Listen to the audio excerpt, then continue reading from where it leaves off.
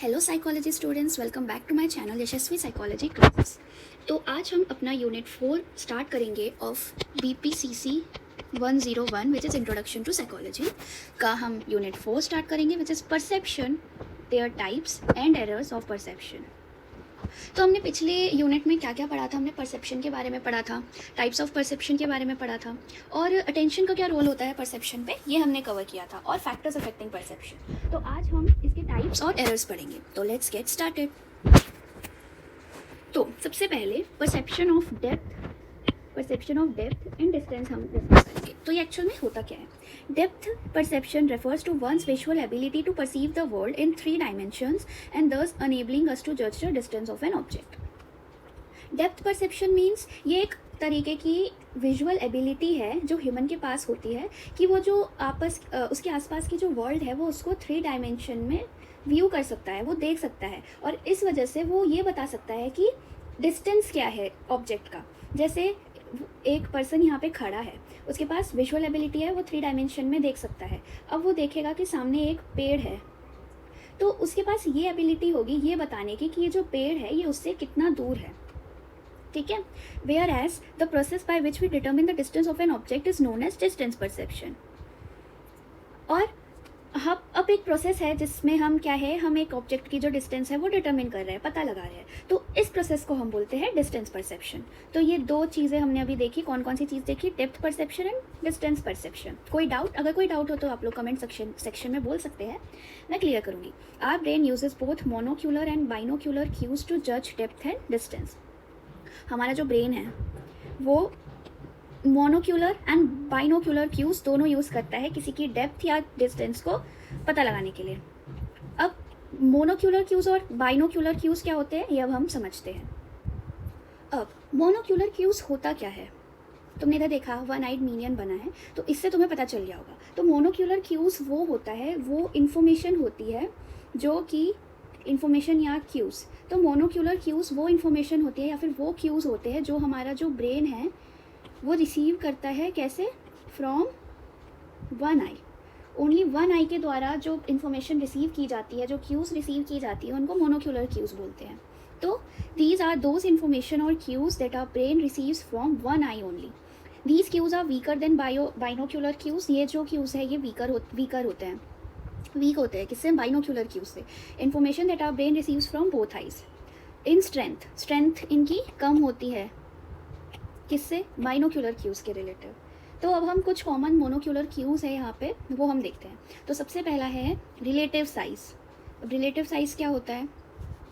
This cue gives us information about the distance of an object based on its relative size with a similar object. This cube works on both 2-dimensional and 3-dimensional images. The basic premise is that if 2 objects are of the approximately similar size, then the object which is closer is perceived as larger. अब relative size, इसका मतलब क्या हुआ? ये जो hot balloons जो आसमान में उड़ रहे हैं ये सब क्या होंगे? एक ही साइज़ के होंगे। अगर इनको आपस में खड़ा कर दे तो सब ऐसे ही होंगे। लेकिन क्या होता है जब हम देखते हैं इनको, जो है इनका सिमिलर साइज, सेम साइज़ है, पर इनकी पोजीशन की वजह से हम इनको लार्जर एंड स्मॉलर की तरह परसीव करते हैं। जैसे जो हॉट एयर बैलून हमारे पास होगा डिस्टेंस में वो हमको लार्जर दिखेगा, बड़ा दिखेगा, और जो सबसे लास्ट में होगा वो हमें स्मॉलर दिखेगा। तो यही बताया हुआ है रिलेटिव साइज में। ठीक है। अब टेक्सचर ग्रेडियंट। टेक्सचर ग्रेडियंट क्या होता है? This cue is based on a perception of change in gradient और degree of texture. The texture of objects which are nearer to our eyes are rough और distinct, but as you move further away from it the texture of the object will become less distinct or smooth, thus suggesting the perception of more distance. अब इधर texture की बात हो रही है। इसके लिए एक बहुत ही अच्छा एग्जाम्पल इधर बताया हुआ है ताकि तुम समझ पाओ कि जैसे हम अपने घर की दीवार देखते हैं, तो जब उस दीवार को हम पास से देखते हैं तो वो बहुत ही ज़्यादा रफ दिखती है कि नहीं दिखती? पर उसी वॉल को जब हम दूर से देखते हैं तो वही वॉल हमें बहुत स्मूथ दिखती है। तो यही एक्सप्लेन किया गया है टेक्सचर ग्रेडियंट में।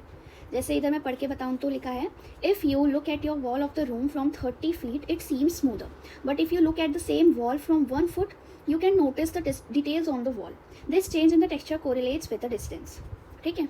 तो हमने अब तक क्या समझा कि मोनोक्यूलर क्यूज क्या होते हैं?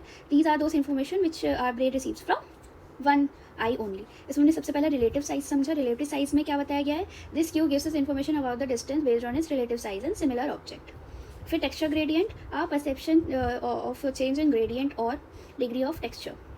The texture of the objects which are nearer to our eyes are rough or distant, but as you move further from it, the texture of the object will become less distinct or smooth. अब next है हमारा aerial perspective और hedge. अब ये क्या होता है, objects are perceived at a distance if there is a presence of haze in the environment. Haze is the result of atmospheric dust particles, fog or water vapors. Sometimes perception of distance based on haze can be deceptive. The same mountain can be perceived as nearer or at distance depending on the presence of haze. तो haze के होने के वजह से या तो चीज़ें जो है पास को दिखाई देती है या फिर चीज़ें दूर को दिखाई देती है। जैसे इधर हेज़ है इस पिक्चर में, तो जो माउंटेन्स हैं वो थोड़े दूर को दिखाई दे रहे हैं, तो ऐसा कुछ हेज़ होता है। में बेसिकली फॉग जैसा कुछ या डस्ट पार्टिकल्स की वजह से कुछ एटमॉस्फेरिक चेंज आता है, उसको हम हेज़ बोलते हैं। देन आता है हमारा linear perspective. This cue is based on the convergence of straight lines at a point on the horizon. अब ये एक रास्ता है, ये ऐसे एक रास्ता है ये स्ट्रेट, पर हमें कैसा दिख रहा है कि ये एक पॉइंट पे जाके हॉरिजन पे कन्वर्ज कर रही है, मीन्स मिल रही है, पर ऐसा नहीं होता। ऐसे ही अगर तुम देखोगे रेलवे ट्रैक भी ऐसी ही दिखेगी, ऐसे पास जाती रहती है, पर वो एक्चुअल में होती पैरेलल है, पर हमें ऐसे व्यू हमें ऐसे दिखती है, तो इसको हम बोलते हैं linear perspective. Then interposition or occlusion. When two objects are overlapped, then the object which has been overlapped or obscured will be perceived as further away from the overlapping object. अब जैसे इधर एक सर्कल रखा है, सबसे पहले क्या रखा है, ट्राइंगल, उसके आगे हमने एक स्क्वायर रखा है, उसके आगे हमने एक सर्कल रखा है, तो ये चीज़ें आपस में ओवरलैप हो रही है, और ओवरलैपिंग की वजह से जो ट्राइंगल है वो हमें सबसे दूर दिखाई देगा, और जो सर्कल है वो हमें नियर में दिखाई देगा, पास दिखाई देगा। तो ये होता है इंटरपोजिशन और ऑक्लूजन। उसके बाद है accommodation. Even though this cue occurs with both eyes, it is considered as a monocular cue. ये बोथ आइज के द्वारा अकर की जाती है, पर इसको हम मोनोक्यूलर क्यू में ही कंसिडर करते हैं। इसको अकोमोडेशन क्यों कहते हैं, because the size of our lenses accommodates themselves based on distance. Our lenses become thicker when an object lies closer to eyes, while it becomes thinner when an object lies at a distance. तो हमारे eyes के पास एक capacity है कि जिस तरीके से एक ऑब्जेक्ट की डिस्टेंस होती है, उस हिसाब से हमारी जो आइज है वो एकोमोडेट कर जाती है, लेंस जो है वो एकोमोडेट कर जाती है, ठीक है। जैसे जो लेंस है हमारी आइज की वो थिक हो जाती है। थिक कब होती है, जब ऑब्जेक्ट जो होता है वो क्लोज टू आर आइज होता है, जब वो हमारी आंखों के पास होता है। और वो थिन कब हो जाती है, पतली कब हो जाती है, जब वो डिस्टेंस पे होती है। तो यहाँ तक था हमारा मोनोक्यूलर क्यूज़, ये चीज़ समझ आ गया। अब हम नेक्स्ट स्टार्ट करते हैं हमारा बाइनोक्यूलर क्यूज़। बाइनोक्यूलर क्यूज़, बाइनो नाम से पता चल रहा है इसमें कितनी आइज यूज़ हो रही है, 2 आइज का हम उपयोग करके किसी इन्फॉर्मेशन को ले रहे हैं। The cues that we receive from both eyes are known as binocular cues. These cues are more powerful than monocular cues. The process of gaining binocular cues to assess depth is known as stereopsis. अब जब हम इनको use करके किसी की depth को पता लगाते हैं तो उस प्रोसेस को हम बोलते हैं स्टीरियोप्सिस, ठीक है। तो हमारे यहाँ बाइनोक्यूलर क्यूज के 2 टाइप्स होते हैं। सबसे पहला है रेटिनल डिस्पैरिटी और सेकेंड इज कन्वर्जेंस। तो रेटिनल डिस्पैरिटी क्या होता है, we humans have 2 eyes separated by the distance of average 6.3 centimetre. मतलब ये जो हमारी 2 आँखें हैं, ऐसे बीच में नाक होती है, तो ये डिस्टेंस जो है हमारा 6.3 सेंटीमीटर का होता है average. Therefore the retinal image of same object differs slightly from each other. The closer an object is to eyes, greater will be the distance in its retinal object. अब इसका मतलब क्या हुआ, इस लाइन का मतलब कि जैसे तुम ट्राई करो, एक आई को बंद करके एक पेन रखो अपने सामने, जितना दूर रखोगे उतना डिफरेंस नहीं आएगा उसके डिस्टेंस में। लेकिन जैसे जैसे तुम अपनी आंखों के उसको पास लाओगे, उसकी डिस्टेंस बहुत ही ज़्यादा लगेगी। जैसे तुम इस वाली आंख को बंद करके देखोगे तो वो इधर दिखेगी, इस वाली आंख को बंद करके देखोगे तो इधर दिखेगी, मतलब उसके डिफरेंस में बहुत ज़्यादा गैप आ जाता है। तो यही बताया हुआ है। Our brain analyses the degree of disparity between 2 eyes, these 2 separate retinal images. तो ये 2 अलग अलग क्या हो गई, हमारी रेटिनल इमेजेस हो गई। And produces a single image of object to जज information on depth, height and width. अब देखो, तुम जब दोनों आइज ओपन करके एक ऑब्जेक्ट देखोगे तो वो एक ही जगह पे दिखती है ना। तो यही इधर एक्सप्लेन किया हुआ है कि जो हमारा जो ब्रेन है, it analyses the degree of disparity. Degree of disparity किन 2 के बीच में, जो 2 रेटिनल इमेजेस फॉर्म हुई हैं एक चीज़ की, उसकी, और वो एक हमारे को सिंगल इमेज प्रोड्यूस करवाता है ताकि हम उसको एक ही की तरह देखें। जैसे इधर देखो, ये लेफ्ट आई है, ये राइट आई है, ठीक है। लेफ्ट आई से हमें ऑब्जेक्ट ऐसे दिख रहा है अगर ये इस पोजीशन पे है, तो राइट आई से हमको ऑब्जेक्ट ऐसे दिख रहा है, पर जो हमारा ब्रेन है वो इन दोनों को कन्वर्ज करके ऐसी इमेज दिखा रहा है जो हम दोनों आई से देख रहे हैं, ठीक है। उसके बाद आ जाता है हमारा convergence. Our eyes make an angle while focusing on an object known as convergence angle. Convergence angle for distant and nearby objects are different. When an object is at a distance, our eyes make smaller convergence angle, but when an object is closer to our eyes, our eyeballs rotate inwards and form large convergence angle. This change in convergence gives a clue about distance and depth to the perceiver. जैसे normal ice ऐसी, हम किसी चीज़ को देखते तो हमारी ice ऐसे सामने को होती है, तो अगर ऑब्जेक्ट जो है हमसे दूर है तो देखो दो आइस से जो इनके बीच का एंगल बन रहा है वो क्या होगा, स्मॉल एंगल होगा, विच इज़ एंगल ए। पर जब वही चीज़ पास आ जाती है थोड़ी, तो हमारी जो आई बॉल्स होती है वो इनवर्ड्स को रोटेट कर रही है। मतलब देखो आंखें नॉर्मली ऐसी होती हैं, लेकिन जब कोई चीज़ हमारे पास आ जाती है तो हमारी आंखें इनवर्ड्स को कन्वर्ट हो जाती है। जैसे इधर भी आई बॉल्स को दिखाया हुआ है, अंदर की तरफ आ गई, तो जो इन दो के बीच का जो एंगल होता है वो ज़्यादा बन जाता है, क्योंकि एंगल ऐसे बनने में और एंगल ऐसे बनने में देखो कितना डिफरेंस है। तो ये बी वाला एंगल है, ये ए वाला एंगल है, तो बी वाला एंगल हमेशा ए वाले से ज़्यादा ही होता है। तो ये हमें बताया हुआ है कन्वर्जेंस में, ठीक है। इसके साथ हमने कौन सा टॉपिक हमारा कंप्लीट कर लिया, perception of depth and distance. अब हम अगले टॉपिक में आते हैं हमारे, विच इज़ मूवमेंट परसेप्शन। तो मूवमेंट परसेप्शन क्या कहता है, how do we know that if a car is coming towards us और मूविंग अवे फ्रॉम अस। कोई गाड़ी है, हमें कैसे पता चलता है कि वो या तो हमारे पास आ रही है या हमसे दूर जा रही है। Movement perception is our ability to जज the direction and speed of a moving object. तो ये जो है इसमें हेल्प करता है। Movement perception is our ability to जज the direction and speed of the moving object. Psychologists have tried to answer the questions on movement perception using 4 factors. तो इसमें 4 factors अब हमें पढ़ने हैं। पहला है retinal movement. When an object moves, its image on retina also moves. जब कोई ऑब्जेक्ट मूव करती है तो जो इमेज फॉर्म होती है हमारे रेटिना पे वो भी मूव करती है। This motion of the retinal image is detected by special visual neurons which are sensitive to change in motion and direction. तो जब ये चीज़ होती है, रेटिनल इमेज का मूवमेंट होता है, तो कुछ स्पेशल विजुअल न्यूरॉन्स होते हैं, कुछ स्पेशल विजुअल न्यूरॉन्स होते हैं जो कि सेंसिटिव होते हैं to change in motion and direction. मतलब उनका वो स्वभाव होता है कि जब रेटिनल इमेज मूव होगी तो ये भी मूव करेंगे, ये भी डायरेक्शन अपनी चेंज करेंगे। In this way we perceive movement. तो ऐसे वे पे हमें मूवमेंट परसीव होती है, मूवमेंट हमें दिखती है। सेकेंड है मोशन आफ्टर इफेक्ट, MAE। ये क्या कहता है, if you fixate your gaze on a moving object for some time, few seconds or minutes, and then move your gaze to a stationary object, then the stationary object will be perceived as moving in opposite direction to the original moving object. This phenomenon is known as MAE and occurs due to motion adaptation. Motion after effect क्या कह रहा है, अब जैसे एक moving object है, तुमने बहुत देर तक मतलब कुछ सेकेंड्स के लिए या मिनट्स के लिए तुमने उस गाड़ी को मूव होते हुए देखा। एक गाड़ी को, वो किस डायरेक्शन में जा रही है, मान लो उसको तुमने इस डायरेक्शन में जाते हुए मूव होते हुए तुमने थोड़े मिनट्स या सेकंड्स तक उसको ऑब्जर्व किया। फिर एक खड़ी गाड़ी को तुमने देखा, सीधा वहाँ से नज़रें हटा के इस पर तुमने डाली, तो तुम्हें क्या लगेगा, ये जो स्टेशनरी कार है ये स्टेशनरी, पर तुम्हें कैसे परसीव होगा कि ये इस डायरेक्शन में मूव कर रही है। तो इस प्रोसेस को, इस इफेक्ट को हम बोलते हैं मोशन आफ्टर इफेक्ट। अब है next induced movement. Induced movement क्या कह रहा है, when a smaller stationary body is surrounded by larger moving body, then smaller body is perceived to move in the direction opposite to the larger body. अब इधर example के लिए ये figure दे रखा है, इसमें क्या है, स्मॉलर बॉडी किसको माना गया है, मून को।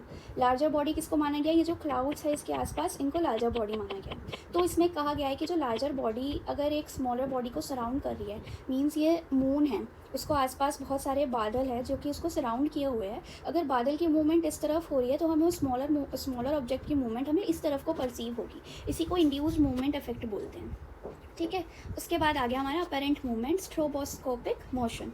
तो ये तुम समझ लो, इसका मतलब होता है फर्स्ट गिवन बाय जेस्टरल थ्योरिस्ट वर्थेमर। तो जेस्टरल थ्योरिस्ट थे, उन्होंने इसको सबसे पहले दिया था। In this phenomenon when stationary stimuli presented in succession it is perceived in a movement. अब जैसे इसको हम पुरानी मूवीज़ में भी बहुत देखते थे, कार्टून वगैरह अगर तुम ले लो, अगर पिक्चर्स है ऐसी कुछ, ये एक पिक्चर, ये एक पिक्चर, ये एक पिक्चर, ये एक पिक्चर, इनमें मूवमेंट, इसमें जैसे एक है, जैसे इधर पिक्चर, इधर एक पिक्चर है, इधर एक पिक्चर है, इधर एक पिक्चर है, इसमें बॉल इधर है, थोड़ी आगे आई, थोड़ी आगे आई, थोड़ी आगे आई। तो जब हम इनको सक्सेशन में एकदम कंटिन्यूसली इनको हम लगाते हैं या प्ले करते हैं, प्रेजेंट करते हैं तो हमें वो कैसा दिखेगा कि ऐसे मूव हो रही है बॉल। तो ऐसा पुरानी फिल्मों में या कार्टून वगैरह में भी बहुत यूज़ होता है, तो इसको हम बोलते हैं स्ट्रोबोस्कोपिक मोशन। ठीक है, इसके साथ हमने मूवमेंट परसेप्शन भी कंप्लीट कर लिया है। देन आ जाता है हमारा इधर size perception. In this section we will discuss those mechanisms that are involved in judging the size of stimuli. अब इसमें क्या चीज़ आ रही है हमारी size.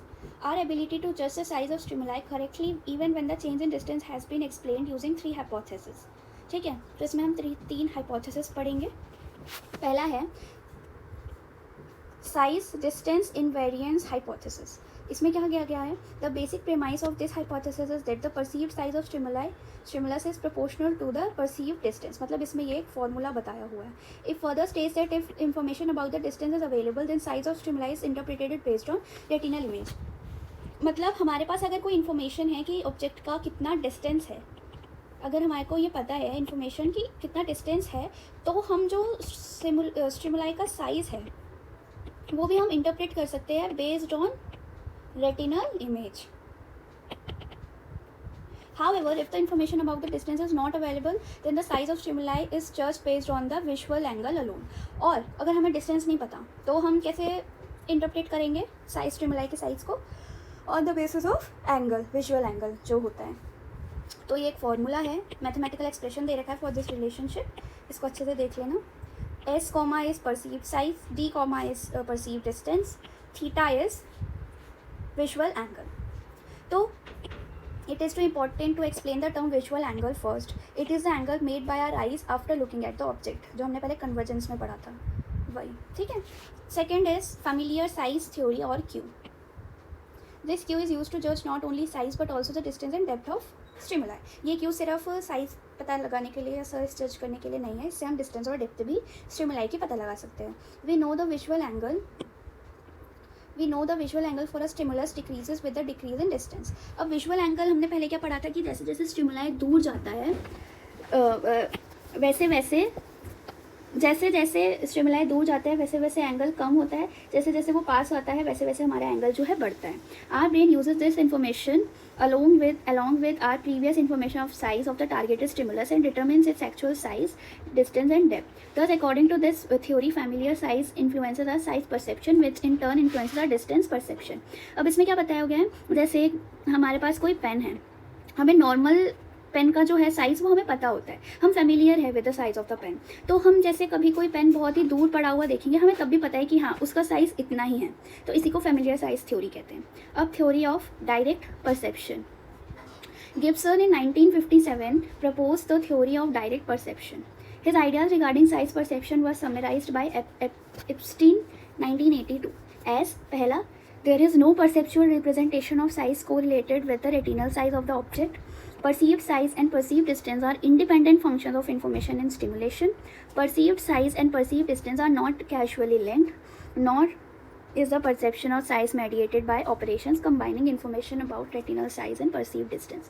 The correlation between perceived size and perceived distance is attributed to the correlation between the specific variable of stimulation which governs these percepts in the particular situations। तो ये इन्होंने बताया था, किन्होंने गिब्सन ने, थ्योरी ऑफ डायरेक्ट परसेप्शन। तो इसके साथ हमने थोड़े टॉपिक्स कंप्लीट कर लिया हमारे यूनिट 4 के।